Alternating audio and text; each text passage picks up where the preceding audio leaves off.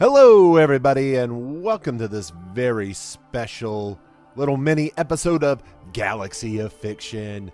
I'm Joa, and I'm here to bring you a little in-depth analysis from the Marvel Cinematic Universe. Today, I want to talk about this idea that's been running through my head: the Soul Stone versus the Mind Stone, two of the 6 Infinity Stones in the Marvel Cinematic Universe. Because to me, these two stones seem to be at odds with one another, more so than the other stones. These two stones are the main figures. The other 4 kind of just fall in line behind them. That's the way I see them in my own personification of these stones and looking at them as characters themselves. Let's first look at the Soul Stone, though. I want to read you something courtesy of the MCU Wiki. Even those who were well versed in the powers and even locations of the other 5 stones had little concrete knowledge regarding the Soul Stone, to the point of only knowing its name, despite, or perhaps because of, this aura of mystery. It would eventually be considered as the most dangerous of all the Infinity Stones. Even the Asgardians knew little of the stone, with Thor stating no one had ever seen it or knew where it was. End quote.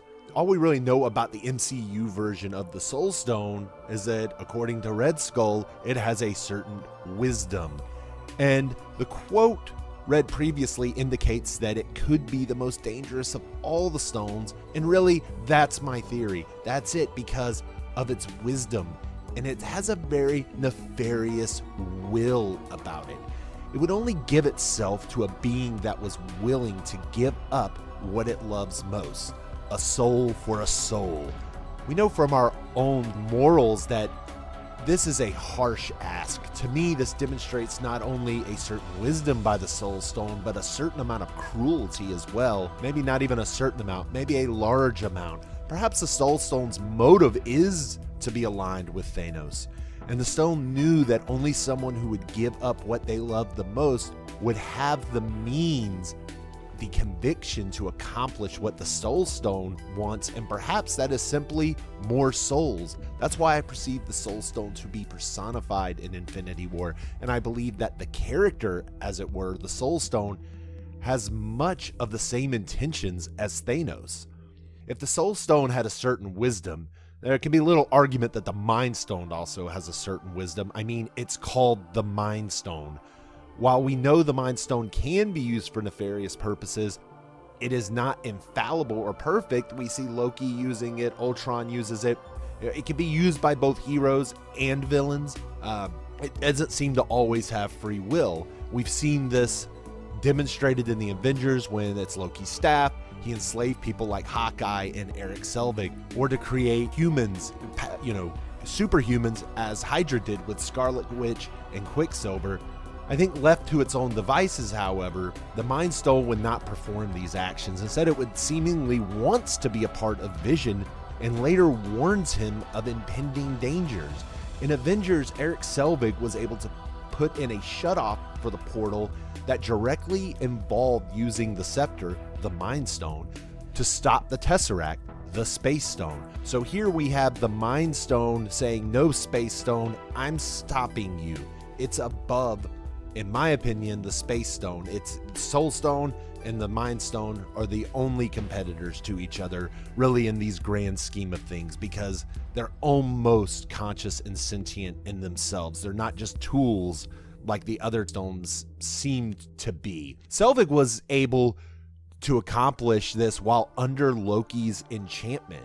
Was this Selvig's last remaining free will, or did the Mind Stone, which was what was really controlling him, give him a sliver of information, or just simply allowed him to think clearly in the moments it took that allowed him to put a failsafe in for the shutoff of the portal atop Stark Tower? So the Mind Stone already laying traps. It's being used for nefarious purposes by villains.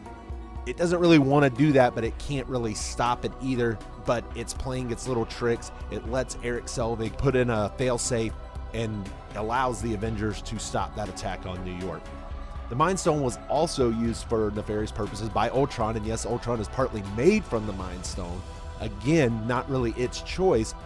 And the Mind Stone, but it helped create Vision, and in fact, it might have been the will of the Mind Stone itself to create Vision instead of helping Ultron. Vision can be looked at, in my opinion, as the walking Mind Stone. Yes, he has parts of Stark and Banner and Ultron in him, but he's also heavily tied to the stone. As exampled in Infinity War, it takes a painstaking process that baffled even Bruce Banner to safely extract it from him. And Tony Stark didn't even think how to sequentially put the stone into him, or whatever the science they're going for with that is. It is Vision, a creation of the Mind Stone, asking another creation of the Mind Stone in Scarlet Witch to destroy the stone throughout Avengers Infinity War. And isn't it almost poetry that Vision and Scarlet Witch fell in love over these past couple of years? Their commonality with the Mind Stone really explains their relationship on a fundamental level, and actually makes their love story needed to drive home the parallels I believe the Russo brothers were going for here. This almost boils down to the Mind Stone trying to kill itself. It would rather be destroyed than let the set of stones be completed. While the Soul Stone was waiting in the wings for eons